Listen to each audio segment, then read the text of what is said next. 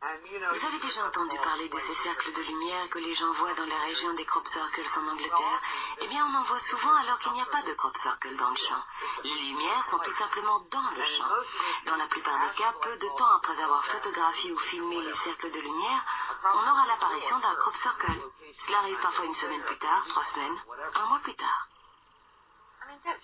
Il ne faut pas perdre de vue qu'il y a énormément de phénomènes lumineux dans cette région, aussi bien de jour que de nuit. Et cela ne se manifeste pas qu'en été, ça se passe en hiver aussi. Les gens qui vivent dans le village en témoignent, et ils n'en ont rien à faire des crop circles. Vous savez, on sait très bien qu'il se passe des choses étranges. À Avebury, à Alton Barnes, c'est un coin où on en voit régulièrement. On les a filmés plusieurs fois. Par exemple, ceux que Steve Alexander a constatés en 1990.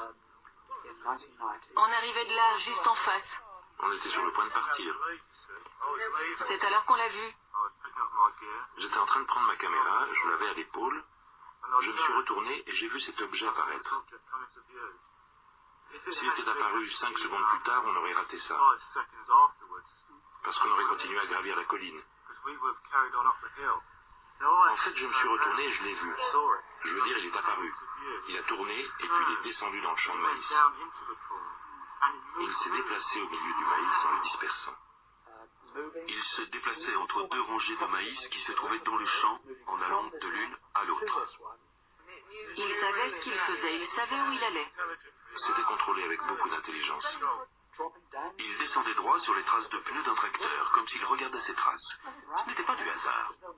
Son mouvement ne suivait pas la direction du vent. Il ne se laissait pas porter par le vent comme l'aurait fait un ballon ou quelque chose de semblable.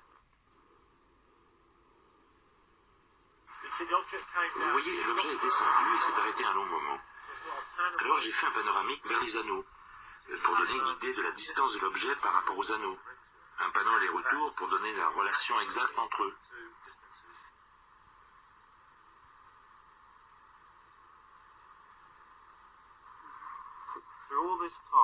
Pendant tout ce temps, il étincelait, il brillait. Puis il a décollé et s'est dirigé vers le haut de la colline pour se retrouver au-dessus du tracteur où était le fermier. On dirait un morceau de papier. C'est un oiseau. Quoi, un oiseau qui brille? Vous savez, j'ai parlé au conducteur du tracteur qu'on voit dans le film de Steve. La boule s'est déplacée et est montée environ 10 ou 15 mètres au-dessus de sa tête. Le conducteur l'a vu de ses propres yeux. Comme on peut le voir dans le film, il arrête son tracteur et regarde cette chose passer par-dessus. Et donc, sur ce film, on voit ce cercle de lumière. Pour moi, ça ne fait aucun doute que, quelle que soit la nature de ces boules de lumière, elles se déplacent dans un but précis. Si c'était un phénomène naturel dû au hasard, on ne réussirait à le filmer qu'une fois sur 30, 50 ou peut-être 100. On partirait en espérant avoir la chance de le filmer. Mais il ne s'agit pas de ça.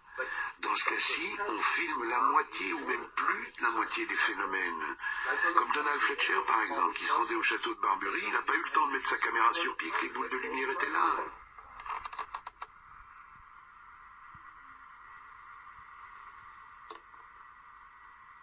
C'est quoi?